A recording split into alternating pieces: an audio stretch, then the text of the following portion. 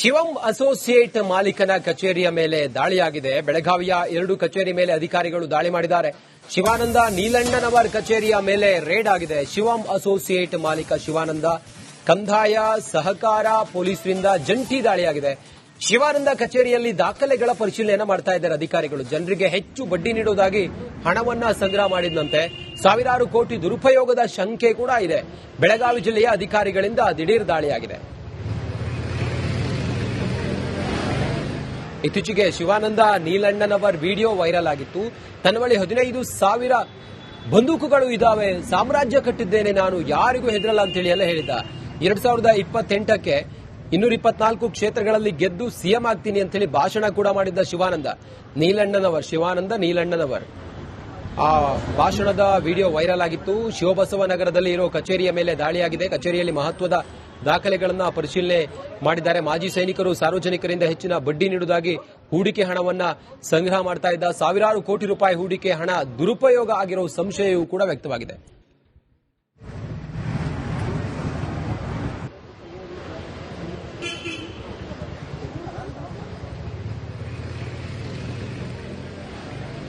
ಹೆಚ್ಚಿನ ಮಾಹಿತಿಯೊಂದಿಗೆ ನಮ್ಮ ಪ್ರತಿನಿಧಿ ಮೈಲಾರಿ ಪಟಾತ್ ಸಂಪರ್ಕದಲ್ಲಿದ್ದಾರೆ. ಮೈಲಾರಿ, ಈ ವ್ಯಕ್ತಿ ಅಷ್ಟು ಹಣ ಇದ್ದು ಅಥವಾ ಈ ರೀತಿಯೆಲ್ಲ ಹೇಳಿ ಏನ್ ಮಾಡೋದಕ್ಕೆ ಹೊರಟಿದ್ರು ಅಥವಾ ಇವ್ರ ಉದ್ದೇಶ ಏನಾಗಿತ್ತು?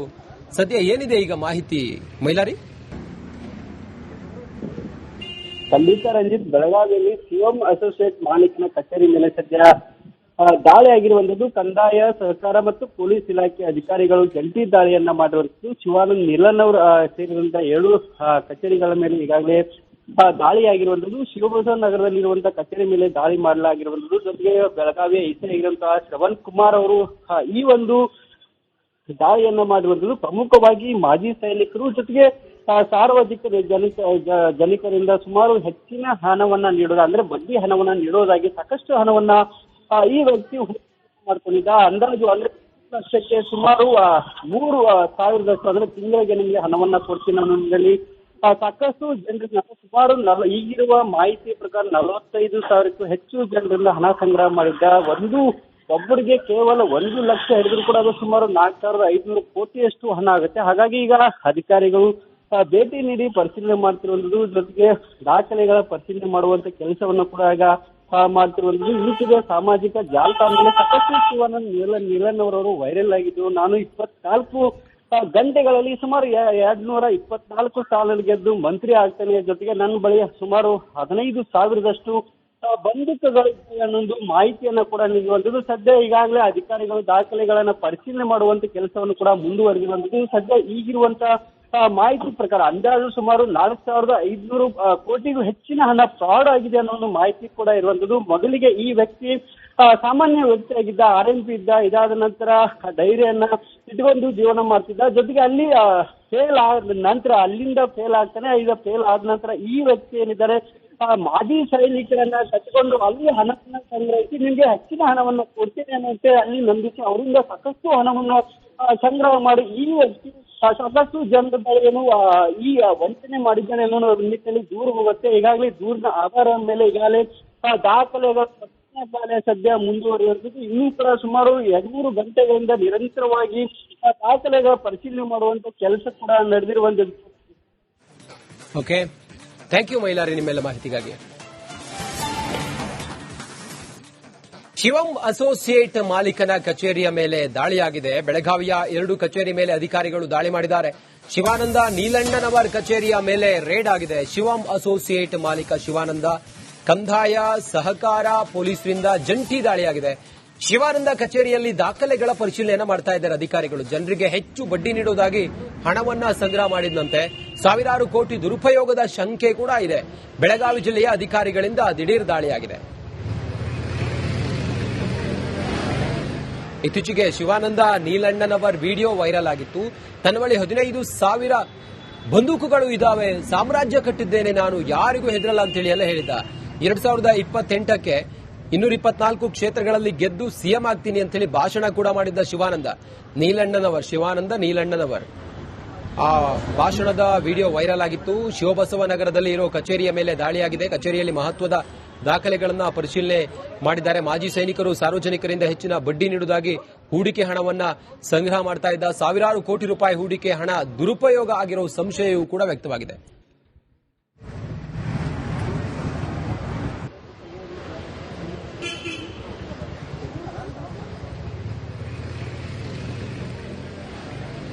ಹೆಚ್ಚಿನ ಮಾಹಿತಿಯೊಂದಿಗೆ ನಮ್ಮ ಪ್ರತಿನಿಧಿ ಮೈಲಾರಿ ಪಟಾತ್ ಸಂಪರ್ಕದಲ್ಲಿದ್ದಾರೆ. ಮೈಲಾರಿ, ಈ ವ್ಯಕ್ತಿ ಅಷ್ಟು ಹಣ ಇದ್ದು ಅಥವಾ ಈ ರೀತಿಯೆಲ್ಲ ಹೇಳಿ ಏನ್ ಮಾಡೋದಕ್ಕೆ ಹೊರಟಿದ್ರು ಅಥವಾ ಇವ್ರ ಉದ್ದೇಶ ಏನಾಗಿತ್ತು? ಸದ್ಯ ಏನಿದೆ ಈಗ ಮಾಹಿತಿ ಮೈಲಾರಿ? ಖಂಡಿತ ರಂಜಿತ್, ಬೆಳಗಾವಿಯಲ್ಲಿ ಶಿವಂ ಅಸೋಸಿಯೇಟ್ ಮಾಲೀಕನ ಕಚೇರಿ ಮೇಲೆ ಸದ್ಯ ದಾಳಿ ಆಗಿರುವಂತದ್ದು. ಕಂದಾಯ, ಸಹಕಾರ ಮತ್ತು ಪೊಲೀಸ್ ಇಲಾಖೆ ಅಧಿಕಾರಿಗಳು ಜಂಟಿ ದಾಳಿಯನ್ನ ಮಾಡಿರುವಂತದ್ದು. ಶಿವಾನಂದ್ ನೀಲನ್ ಅವರು ಸೇರಿದಂತ 7 ಕಚೇರಿಗಳ ಮೇಲೆ ಈಗಾಗಲೇ ದಾಳಿಯಾಗಿರುವಂತದ್ದು. ಶಿವಬಸವ ನಗರದಲ್ಲಿರುವಂತಹ ಕಚೇರಿ ಮೇಲೆ ದಾಳಿ ಮಾಡಲಾಗಿರುವಂತದ್ದು. ಜೊತೆಗೆ ಬೆಳಗಾವಿಯ ಎಸ್ಐ ಆಗಿರುವಂತಹ ಶ್ರವಣ್ ಕುಮಾರ್ ಅವರು ಈ ಒಂದು ದಾಳಿಯನ್ನ ಮಾಡಿರುವಂತದ್ದು. ಪ್ರಮುಖವಾಗಿ ಮಾಜಿ ಸೈನಿಕರು ಜೊತೆಗೆ ಸಾರ್ವಜನಿಕ ಜನಿಕರಿಂದ ಸುಮಾರು ಹೆಚ್ಚಿನ ಹಣವನ್ನ ನೀಡೋದು, ಅಂದ್ರೆ ಬಡ್ಡಿ ಹಣವನ್ನ ನೀಡೋದಾಗಿ ಸಾಕಷ್ಟು ಹಣವನ್ನ ಈ ವ್ಯಕ್ತಿ ಮಾಡ್ಕೊಂಡಿದ್ದ. ಅಂದಾಜು ಅಂದ್ರೆ ವರ್ಷಕ್ಕೆ ಸುಮಾರು 3,000 ಅಂದ್ರೆ ತಿಂಗಳಿಗೆ ನಿಮಗೆ ಹಣವನ್ನ ಕೊಡ್ತೀನಿ ಅನ್ನೋದ್ರಲ್ಲಿ ಸಾಕಷ್ಟು ಜನರಿಂದ ಸುಮಾರು ಈಗಿರುವ ಮಾಹಿತಿ ಪ್ರಕಾರ 45,000ಕ್ಕೂ ಹೆಚ್ಚು ಜನರಿಂದ ಹಣ ಸಂಗ್ರಹ ಮಾಡಿದ್ದ.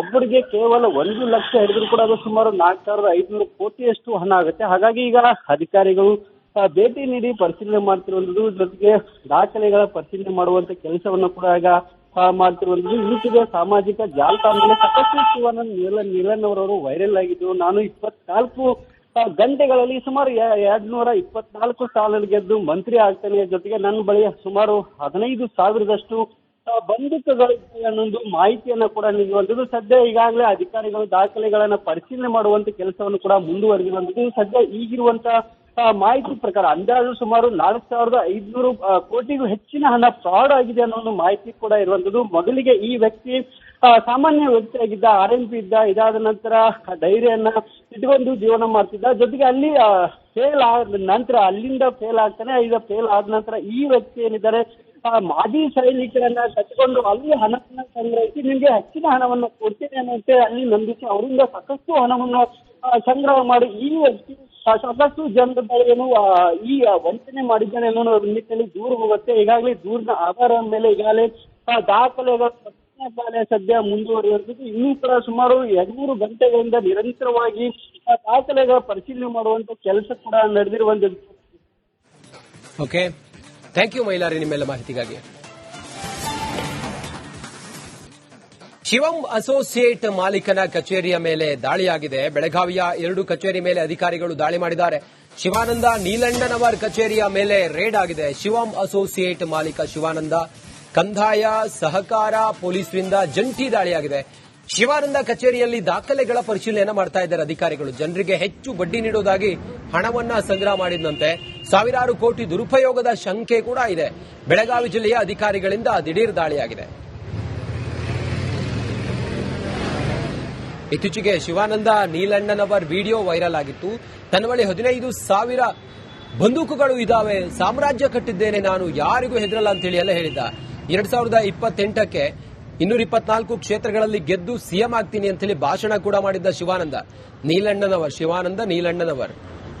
ಆ ಭಾಷಣದ ವಿಡಿಯೋ ವೈರಲ್ ಆಗಿತ್ತು. ಶಿವಬಸವ ನಗರದಲ್ಲಿ ಇರೋ ಕಚೇರಿಯ ಮೇಲೆ ದಾಳಿಯಾಗಿದೆ. ಕಚೇರಿಯಲ್ಲಿ ಮಹತ್ವದ ದಾಖಲೆಗಳನ್ನು ಪರಿಶೀಲನೆ ಮಾಡಿದ್ದಾರೆ. ಮಾಜಿ ಸೈನಿಕರು ಸಾರ್ವಜನಿಕರಿಂದ ಹೆಚ್ಚಿನ ಬಡ್ಡಿ ನೀಡುವುದಾಗಿ ಹೂಡಿಕೆ ಹಣವನ್ನ ಸಂಗ್ರಹ ಮಾಡ್ತಾ ಇದ್ದ. ಸಾವಿರಾರು ಕೋಟಿ ರೂಪಾಯಿ ಹೂಡಿಕೆ ಹಣ ದುರುಪಯೋಗ ಆಗಿರೋ ಸಂಶಯವೂ ಕೂಡ ವ್ಯಕ್ತವಾಗಿದೆ.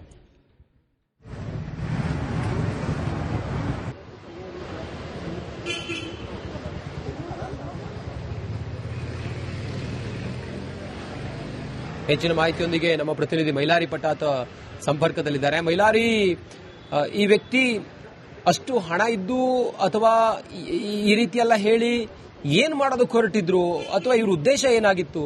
ಸದ್ಯ ಏನಿದೆ ಈಗ ಮಾಹಿತಿ ಮೈಲಾರಿ?